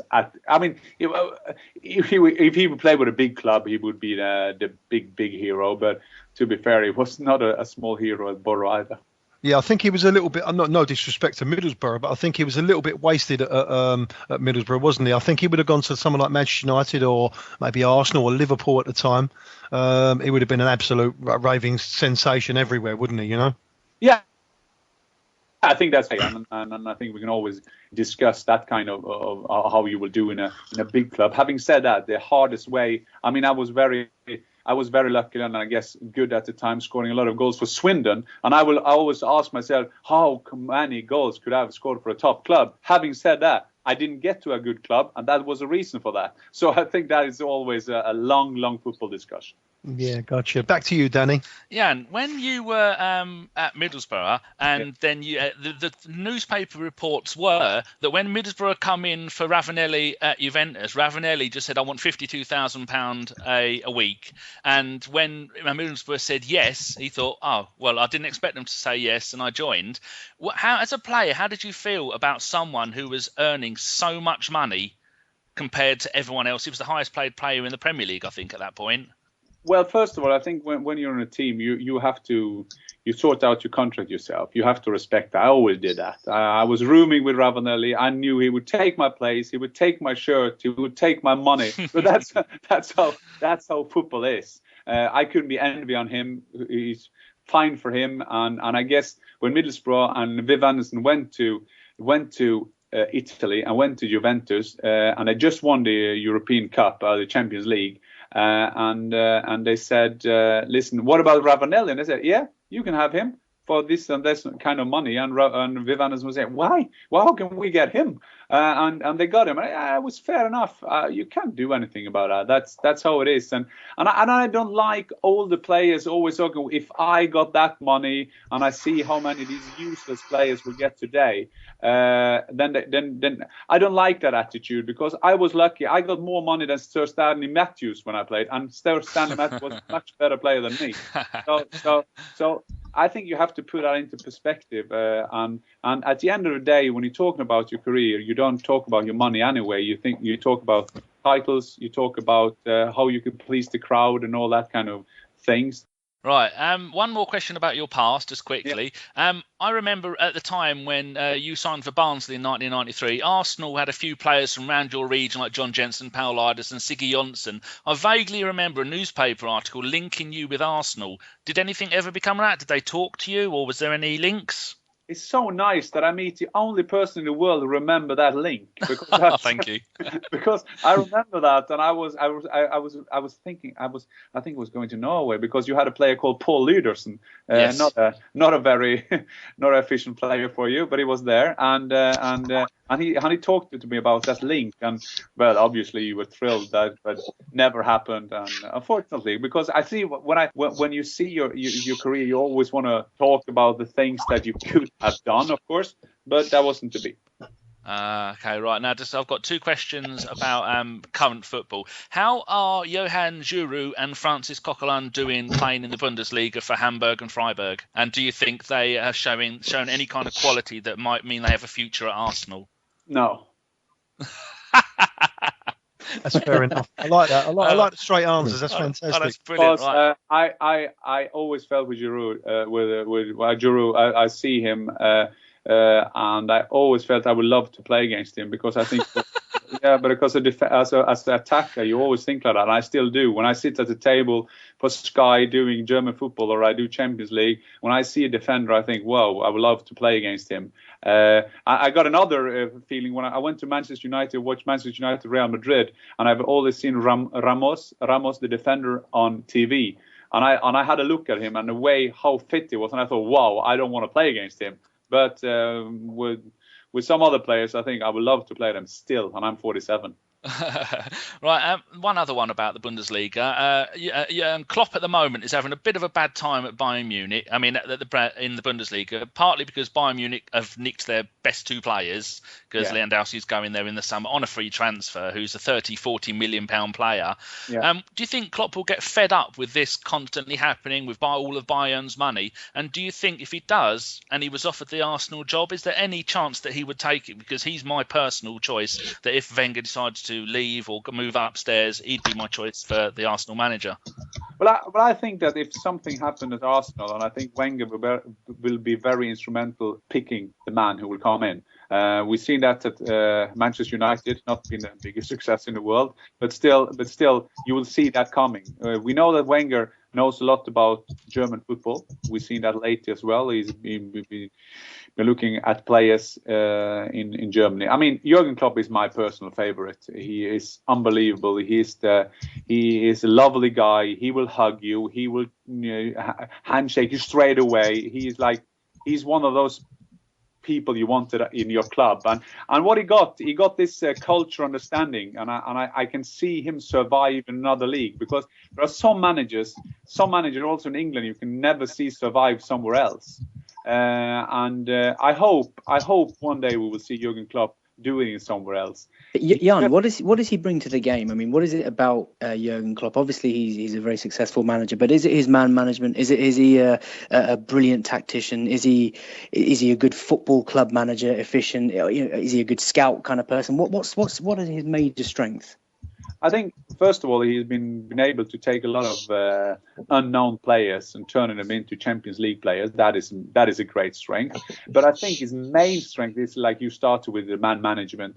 I always say that Jurgen Klopp is the one who speaks the language of the youth. In Germany especially, there are some people, German football, they are filled up with experts being world champions. So people like me have to fight their way through. I'm sitting next to Lothar Matthäus, who's been at 5 World Cups. And I was a weekend trip to US in 1994. And they are sitting there and they say everything should be as it used to be. Everything should be, you should look for your leaders and all that kind of stuff. But what Klopp has done, and he did that 2 years in a row, winning the championship, winning the double with Dortmund. This is just 2 years ago. He understands how to motivate, how to speak to the kids. When a 19-year-old today say, I'm not reading any papers, they're not lying. They don't read any papers. When we said it, we just tried to be cool. We tried to say, we just want to. We just concentrate on what's happening on training and on the game. But these people, you need to speak to them another way. You have to motivate them on another way. They are multimillionaires before they're 22. So you have to motivate them something else. And I've seen he is a mad professor somehow, but still he is very charming. And sometimes he go ballistic, sometimes he go crazy, but he always stop, except Napoli away in Champions League. Remember, he lost it all, but he always stop at 97% of his temperament, and then he's a charming guy again. So I love Jurgen Klopp, and I hope for Arsenal supporters that he one day will be your manager. Jan, next up to me. Did you ever play alongside Robbie Mustoe? Oh, of course I did. His wife used to cut my hair. But anyway, 71 appearances and 20 goals for your national team. What's the best player you ever played against on the world scale? Well, I scored my first goal against Brazil, so we have to put the level up there. I was able to play against the best teams in the world, the best managers. So I played against your Dennis Bergkamp. I played against France when they were at their best. The only team I never played was Germany, actually. I played against England. I played against Paul Gascoigne when he was at his best, obviously beating them. That's another story. And now, so I can't tell. I've been fortunate to play against the best players in the world, but the good thing I think about my career was that when I was playing, I was enjoying it. I loved my game. I still do. I still love football, but when I was out there, I remember I played Holland away for Norway. I was man-marked by Frank Rijkaard, and behind me to cover him, if I could get out of that catch of Rijkaard, there was Ronald Koeman. And I remember when I was out there that I was from a village with 800 inhabitants, with my dad being my coach. So I think that was my main strength as a football player. I was always there.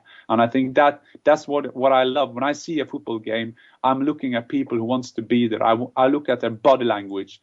You can say that 1 year you play for Arsenal, 3 years later you play for somewhere else, but you have to be there. You have to be there for your club, and I think when the money paid into the game, still you have to be a footballer, and I think that was my main strength. Definitely. We'll slightly move on then. Do you think Wenger deserves another contract? We've got a few people on our show. I mean, Jeff is very much that he does, and we've got another guy, Gav, who thinks Wenger should have probably been sacked about 2 years ago. So what's your stance on this? Well, first of all, I have to say my basic for Arsene Wenger, a man I respect unbelievably high. I met him. I had a 1.5 hour football conversation with him once, and I went home and I was making notes because that was so inspiring talking to the guy, because he was a football madman. Should he go? Sometimes I think Arsenal fans have to ask themselves what they are looking for. Who is the next one? Who is the next one? Someday Wenger won't be there. Who will be your next manager? What will he do with the club? Will you then think back that, I remember that time we had a manager who loved the club, who built up this club, who felt the club was his baby? I think that is a hard one. I think Wenger will sign a new contract, and I think it's all about timing now, because you Arsenal fans, you are on your any case, which I like, and I saw that with the Draxler thing. I mean, I had so many tweets, but I guess I stood tall. I stood with my views. We could agree, I could disagree. I think it's all about timing, and I can't give you 100% answer on that one. My final question. Draxler aside, do you see Arsenal looking to Germany this summer to try and strengthen his squad? And if so, who do you think might be possible arrivals? Well, I would be very surprised if a lot of clubs don't have their eyes on, first of all, Toni Kroos. I think Bayern Munich will do anything to keep him, because he's a brilliant player, as you saw. He's a brilliant player. But it's something about the respect he's gotten at the club. He's not happy with that. He got half the money as a Schweinsteiger, a Lahm, Ribéry and Robbery, and he doesn't like that. He wants to. I'm not saying he's only threatening, but he likes to. He wants to strengthen his position at Bayern Munich. So suddenly, if he were to leave, I will 100% expect that Arsenal and Arsene Wenger will be thinking this is a guy we will be in for as well. Chelsea will be in for any player, so they will be there. Manchester United, of course, will have a hard way, because maybe they're not, or maybe now I'm very kind, not being in the Champions League, so that's going to be very hard. In terms of Draxler, I've seen Draxler 2 times live now. For Schalke. He came on as a sub, then he came on in the Champions League. I saw him there against Bayern Munich, and it takes some time for him now to be fit. And people will ask themselves, how good is he really? 45.5 million euro is a big thing, but for clubs like Arsenal, Chelsea and the likes of them, they will pay that if they feel he is good enough. I think the main battle for Arsenal about Draxler is that Bayern Munich got 4 players in Robben, Ribéry, Lahm and Schweinsteiger, are all 31 or around 31. And in 1 year time, they will be a bit older, so they need. I can't see them not fighting very hard to get away from to let a player like that go. And remember when I said if you do remember when I said he liked the Arsenal training facility and everything, that was because they trained there after the Champions League game against Chelsea, by the way. So he knows the club and he likes the club. But if Arsenal had the biggest chance to get him in winter, well, we'll see in summer. Okay. I know I said that was the last one, but I really do. This is my last one. A lot's being made of Podolski and the chance that he might have moved to accredit any kind of Draxler deal. What do you make of Podolski's, I won't say torrid time in this country, but what do you think of what the impression he's making in this country, and do you think that there's any possibility that you might look to move back to Germany?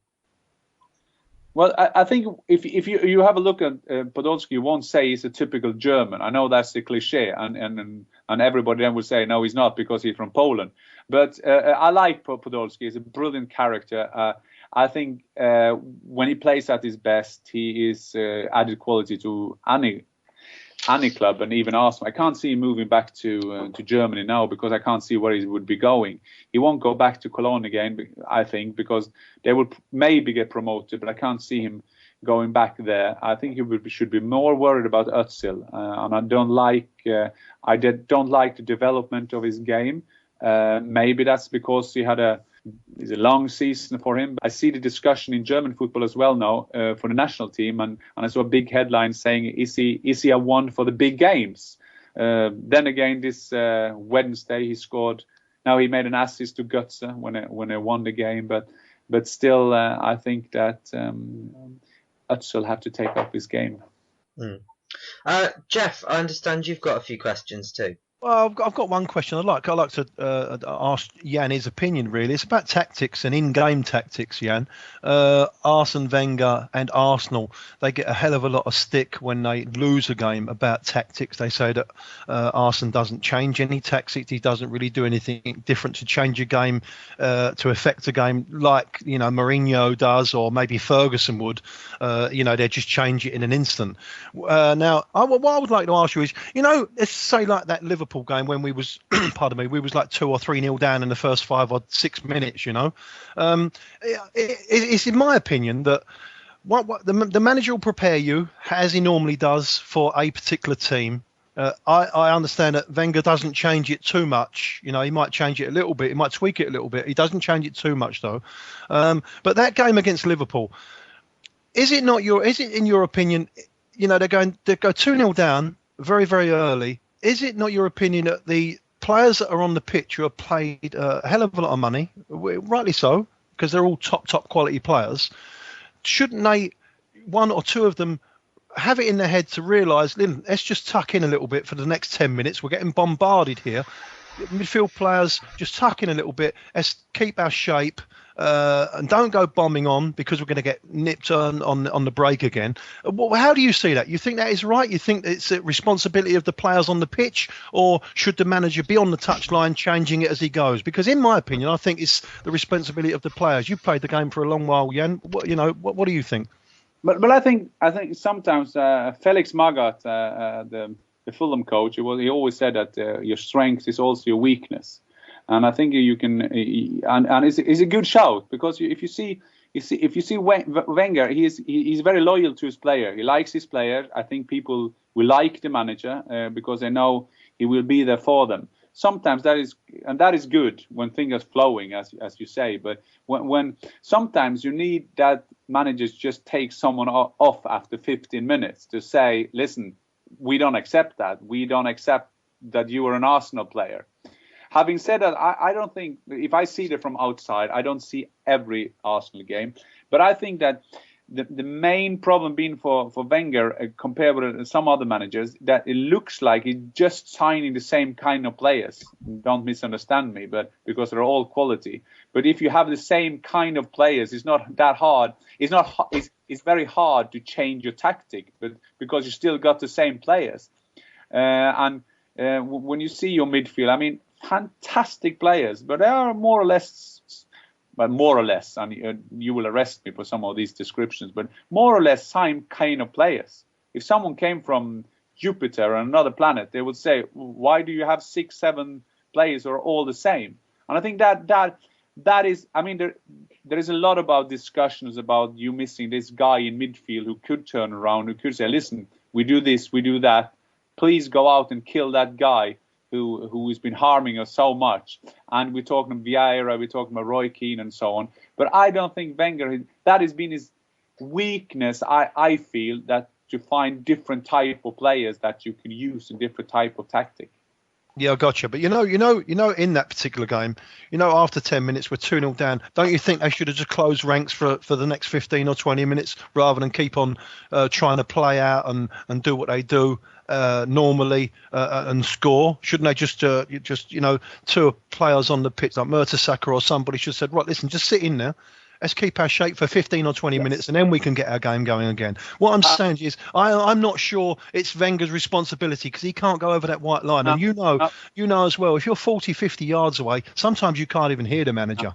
No, that's but I think that's all about leadership. And that's why I take it back. Do you have the players who can do that? I 100% agree with Jeff, what you're saying, because that should be the players doing that. But then you have some culture. I mean, I had a manager called John Gorman. Remember him at Swindon and worked for England? I do. Yeah. I do. And we lost 7-1. We lost 7-1 at Newcastle. And after the game, John Gorman said to me, "Well, Jan, we did some great passing." So it's like a culture somehow. Arsenal, you're not supposed to do that. And I think sometimes that could be a weakness for even a big club, and rightly so. An Arsenal supporter will say, that will never happen under Jose Mourinho. That other thing would happen that you wouldn't like, but that wouldn't happen because he would have some players out there who will do that. Because, like you're saying, it's hard for Wenger to come up with his long jacket and zip and say something because you can't hear him. Yeah, I like the zip. Jan, this is my final question. I mean, it's been fascinating to hear about your tales during your playing days, your current job, and obviously your German football knowledge. I just want to kind of end things from my point of view on a bit of a lighter note.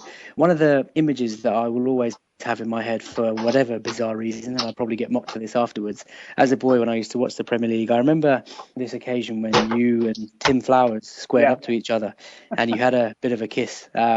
What was that about? Well, I think there are 2 things that I will be remembered in English football, if I will be remembered. It's my airplane celebration, and secondly that I kissed Tim Flowers. And it was a game at Riverside. Tim Flowers, being the kindest man in football, very nice man, and we had a corner, and he started pushing me like sometimes stupid goalkeepers do. And in a striker's world, all goalkeepers are stupid, And then he would start pushing me, and I said, "Hey, leave it." And he pushed me again. And then the ball came in, and I went over to him a bit. He pushed me again.